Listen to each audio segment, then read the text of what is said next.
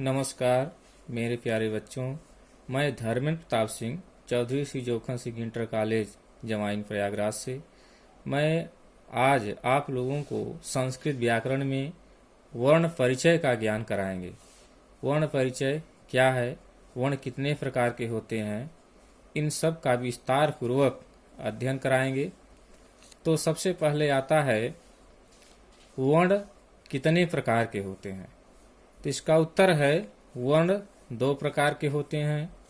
Number 1 स्वर, number 2 व्यंजन। अर्थात स्वर को अच कहते हैं और व्यंजन को हल कहते हैं। कभी कभी हमारे छात्र यह नहीं जान पाते कि अच क्या है, हल क्या है।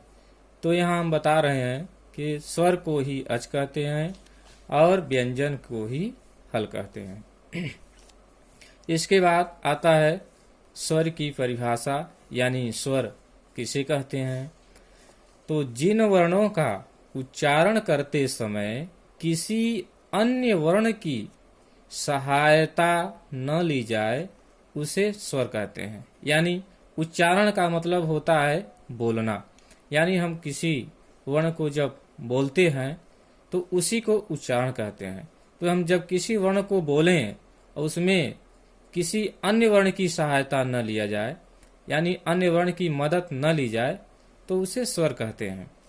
जैसे अ, ई, उ, ए, ऐ इत्यादि। यानी जब हम अ बोलेंगे, जैसे बोल रहे हैं अ, तो अ में कोई अन्य वर्ण सम्मिलित नहीं है, इसलिए यह स्वतंत्र हुआ और इसे स्वर कहेंगे। इसी प्रकार ई में भी कोई स्वर नहीं निकल रहा है, उ में कोई वर्ण नहीं निकल रहा है। इसी तरह ए, ऐ, ये सभी ऐसे वर्ण हैं जिसमें किसी अन्य वर्ण की सहायता नहीं ली जाती है, इसे ही स्वर कहते हैं। अब आगे आता है स्वरों के प्रकार, यानी स्वर कितने प्रकार के होते हैं। तो स्वर 3 प्रकार के होते हैं। स्वर कितने प्रकार के होते हैं? 3 प्रकार के होते हैं। नंबर 1 ह्रस्व स्वर, नंबर 2 दीर्घ स्वर और नंबर 3 प्लुत स्वर। अब यहाँ पर हमको ज्ञात हो गया कि ह्रस्व, दीर्घ और प्लुत ये 3 प्रकार के स्वर तो होते हैं, लेकिन यह नहीं पता है कि ह्रस्व, दीर्घ, प्लुत कहते किसे हैं। तो यहाँ हम आपको बता रहे हैं कि ह्रस्व स्वर किसे कहते हैं, दीर्घ स्वर किसे कहते हैं, प्लुत स्वर किसे कहते हैं। तो ह्रस्व स्वर की परिभाषा है जिन वर्णों के उच्चारण करने में एक मात्रा का समय लगे उसे ह्रस्व स्वर कहते हैं। एक मात्रा अर्थात सिंगल, एक हो, जैसे अ, ई, उ, री, ये सभी ह्रस्व स्वर में आते हैं। यानी इसमें एक ही मात्रा का प्रयोग किया गया है, इसलिए इसे ह्रस्व स्वर कहते हैं। इसे हम जल्दी से बोलते हैं। इसको हम अपने आप में समझेंगे इस उदाहरण से कि हम जल्दी से जल्दी जिस वर्ण का उच्चारण कर ले उसे ह्रस्व स्वर कहेंगे। जैसे हमने अ बोला, अ जल्दी से उच्चारित हो रहा है। ई, उ, री, ये सब बहुत जल्द ही उच्चारित हो जा रहे हैं, इसलिए ह्रस्व स्वर है। इसमें एक मात्रा का समय लग रहा है। इसी प्रकार दीर्घ स्वर, दीर्घ स्वर किसे कहते हैं? इसकी परिभाषा है जिन वर्णों के उच्चारण करने में 2 मात्रा का समय लगे उसे दीर्घ स्वर कहते हैं। यानी हम किसी वर्ण का जब हम उच्चारण करें तो उसमें 2 मात्रा का समय लगे तो उसे दीर्घ स्वर कहेंगे। जैसे आ, अब आ को हम बोल रहे हैं आ, तो इसमें देर तक हमें उच्चारण करना पड़ रहा है, अर्थात इसमें 2 मात्रा का समय लग रहा है। इसी प्रकार ई, उ, री। अब देखिए ऋषि वाला जो ये री है, इसमें आप ध्यान से देखेंगे तो इस तरह 2 बार यहाँ पे मोड़ा गया है, यानी इसमें 2 मात्रा है। अगर सिंगल होता तो इस प्रकार होता, तो यह दीर्घ स्वर है। इसी प्रकार ए को हम भी दीर्घ स्वर कहते हैं। ऐ, ओ, औ, ये सभी दीर्घ स्वर के अंतर्गत आते हैं, अर्थात इनमें 2 मात्रा का समय लगता है। इसी प्रकार प्लुत स्वर किसे कहते हैं? जिन वर्णों के उच्चारण करने में 3 मात्रा का समय लगे उसे प्लुत स्वर कहते हैं। यानी 1 नहीं, 2 नहीं, बल्कि 3 मात्रा का समय लगे उसे प्लुत स्वर कहते हैं। जैसे ओम। अब ओम, इसमें देखिए 2 मात्रा नहीं बल्कि 3 मात्रा है, इसलिए यह प्लुत स्वर कहा गया। अब आता है व्यंजन। व्यंजन किसे कहते हैं?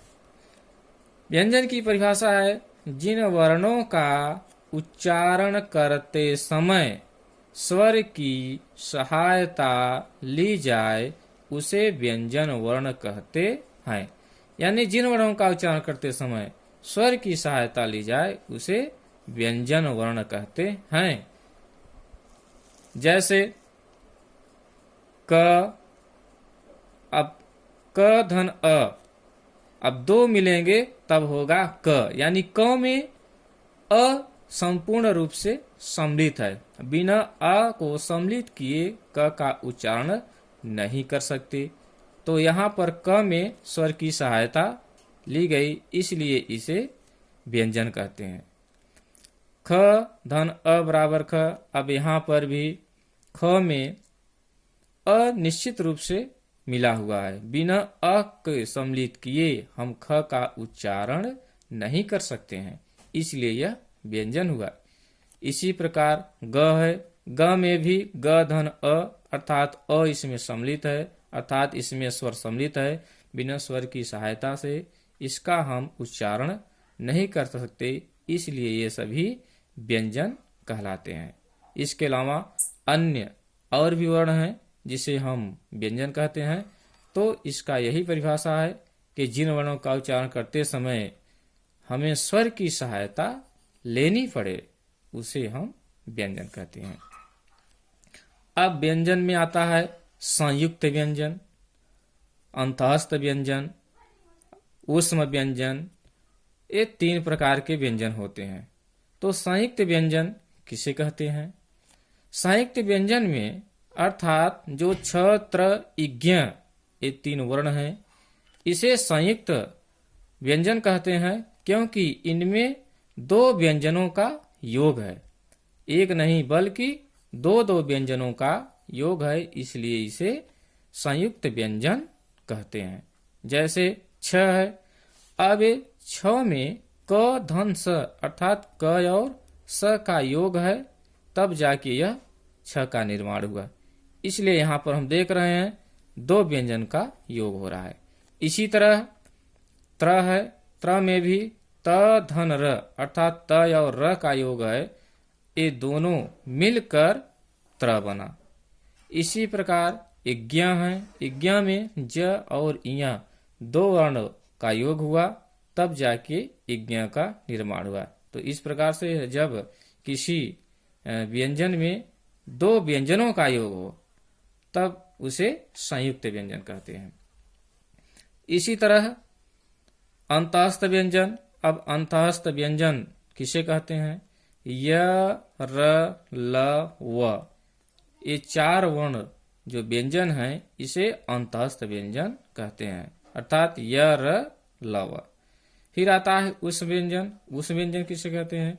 जिन वर्णों के उच्चारण में वायु घर्षण से ऊष्मा उत्पन्न होती है उन्हें उष्म व्यंजन कहते हैं। अर्थात हम जिन वर्णों का उच्चारण करें, अर्थात जिन वर्णों को हम बोलें, तो बोलने से जो हमें मुख में वायु घर्षण से ऊष्मा उत्पन्न हो उसे ही उष्म व्यंजन कहते हैं। ये 4 होते हैं, स, श, स, ह। स, स, स, ह, ये 4 वर्ण उष्म व्यंजन कहलाते हैं।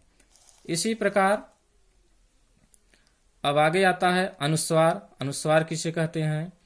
वर्ण के ऊपर जो बिंदु होता है उसे अनुस्वार कहते हैं।